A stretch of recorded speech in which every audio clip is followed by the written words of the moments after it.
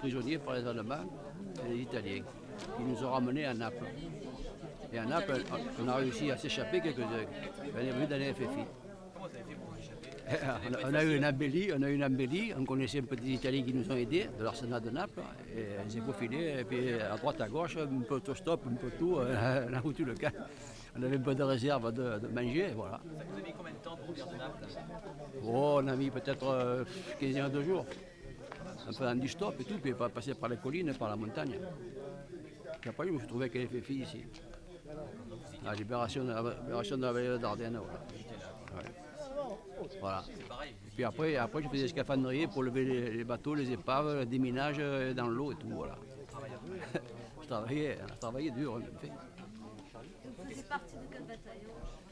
Ah, c'était la marine, moi. La marine. Et quand vous étiez dans les... Canonnier. Comment? Vous étiez dans les FFI, là. Ouais. C'est passé comment la différence? Il y avait les troupes qui montaient, je suppose. Mais non, ils étaient installés dans tous les forts qui est au-dessus de Toulon, la vallée, là, et toutes les poudrières. On a attaqué tout ça pour les déloger.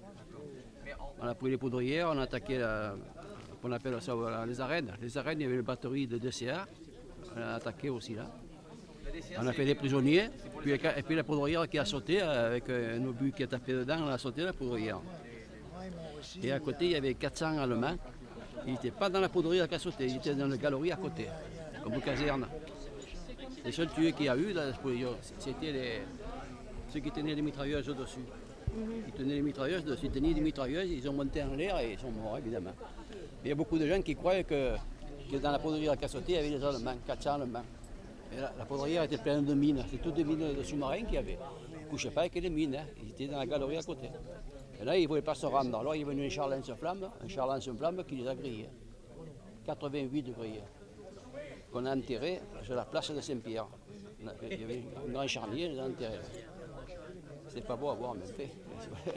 C'est la guerre. Quand on attaque, on ne se pose pas de questions, non? Et non, là, c'est vous ou les autres qui vous descendez. Il ne faut pas réfléchir. Si vous réfléchissez, il faut tirer. Hein. Mon grand-père a fait la guerre comme vous et il n'en parlait jamais. Pourquoi aujourd'hui vous acceptez d'en parler? J'en parle parce que écoutez, j'ai fait des expositions, moi, hein, sur tout ce que j'ai fait. Hein. Vous allez le voir sur les journaux, je passe souvent sur République Grand Matin, vous allez me voir. Je vais encore passer maintenant. Maintenant, je fais une exposition sur les bannières. Et j'ai fait tout, là, tout ce que j'ai fait. La guerre, la libération, le métier, le scaphandrier, tout.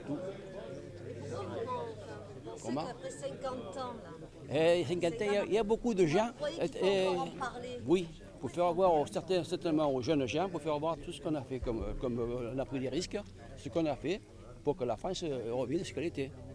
On a pris beaucoup de risques. On ne réfléchissait pas. Moi à l'époque j'avais que 20 ans, 21 ans, alors je faisais un peu le dégourdi, quoi. Il fallait toujours faut se faire revoir. Vous savez, quand on est jeune, toujours. Vous avez quel âge Maintenant j'ai 80. J'ai 80. Donc vous avez 20 ans à l'époque. J'avais 20 ans, même pas. Et qu'est-ce J'étais engagé à 18 ans, pour la durée de la guerre. et comment vous êtes motivé pour vous engager justement? Ben, parce qu'on n'avait pas beaucoup de boulot à l'époque. Il n'y avait rien. En 38, 39, il n'y avait pas grand-chose encore. Alors, il y a beaucoup de jeunes, des copains comme moi, on s'est engagés. Voilà. C'est parti de là. Et à 20 ans, quand il arrive une guerre comme la Deuxième Guerre mondiale, hein, par les fascistes, vous, ça vous a fait quoi dans votre tête là? Qu'est-ce que vous vous êtes dit à ce moment-là? Fait comme les autres, il faut y aller. Il faut libérer, il faut prendre le taureau par les cornes, il faut chasser tous ces mauvais trucs qu'il y a là. Voilà. Oh, la première fois, c'est un peu. On avait quand même un peu peur, mais après elle se met dans le bain. Hein. Voilà, justement, et ce courage, il est venu comment, ce courage? Et en voyant les autres, hein, on se donne la main à l'autre, allez, il faut y aller. On s'encourage, quoi. Encouragement collectif. En collectif, on s'encourage, il faut y aller. Puis en voyant ce qu'on a vu, l'atrocité qu'on a vue, il dit maintenant il a marre, il faut mettre l'eau là. Et est-ce que vous pouvez nous raconter une journée que vous avez passée un peu dure, un peu pénible?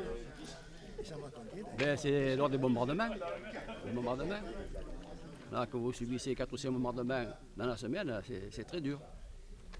Il n'y a pas beaucoup d'abris. Vous pouvez nous dire dans les détails, Ah. ce qui s'est passé, si vous vous rappelez bien sûr. Oui, on se rappelle. Moi, le premier bombardement, j'étais en face du carré du port à Toulon. Je plongeais pour ramasser des chaînes, des ancres pour les Allemands. On avait la barque sur un coffre, là, au carré du port un peu plus loin. Et quand ils sont venus bombarder, on était là. Nous. Et on voyait tomber les bombes. On voyait toutes les maisons qui sautaient. On a pris les gamelles de soupe pour nous, comme casque. Les gamelles de soupe sur la tête. Oui. Et là, c'est mauvais. Hein. Vous voyez les bombes qui sont arrêtées à 20 mètres de nous. Hein. Et la barque elle a failli chavirer. Là, on a eu chaud. Hein. Les éclats, là, boum, un peu partout. C'est très dur.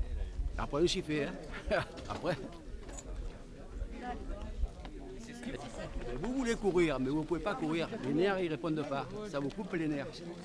Alors, à plat ventre par terre. Et s'arrêter, on repartait. La première chose qu'il fallait faire, c'est se plonger à paratre. On ne savait pas où c'était. Hein. Donc là aujourd'hui, vous êtes à la journée du Tchouko, ça? Ah oui, je suis ancien combattant, je fais partie des anciens combattants. Voilà. Et donc il y avait avec vous des tirailleurs algériens? Non. Ouais, que nous, il y avait que des engagés FFI volontaires. Quoi. FFI. Avec le lieutenant Michel. On fait partie du FFI de la bombe. C'est nous qu'on a libéré tout l'Ardenne. Vous étiez nombreux? On était 32, 34, on devait être. Voilà. Vous cachiez où? Et dans les grottes, dans les souterrains, dans une villa qu'on avait récupérée, dans les caves. Et on sortait la nuit et on faisait sauter tout ce qu'on pouvait. Vous étiez que des gens du coin ou il y avait d'autres gens qui venaient? Non, il y avait des gens que je ne connaissais pas trop. Hein. Même pas tout l'or. Enfin, tout le monde venait là pour donner la main, des jeunes surtout. Voilà, c'est une époque héroïque ça. Au repos plutôt? Non. Vous savez, quand on se couchait, on dormait bien parce qu'on avait marre, hein, à force de courir à droite, de courir à gauche, avec le flingot, la mitraillette, le fusil mitrailleur, c'est lourd à porter. Hein, alors, quand on avait le soir, pouf, et là qui montait la garde, chacun son tour, évidemment, on dormait bien. On était fatigués. Casser des lentilles. Alors, par là. Et oui. Qu'est-ce qu'il aimait, Gérard?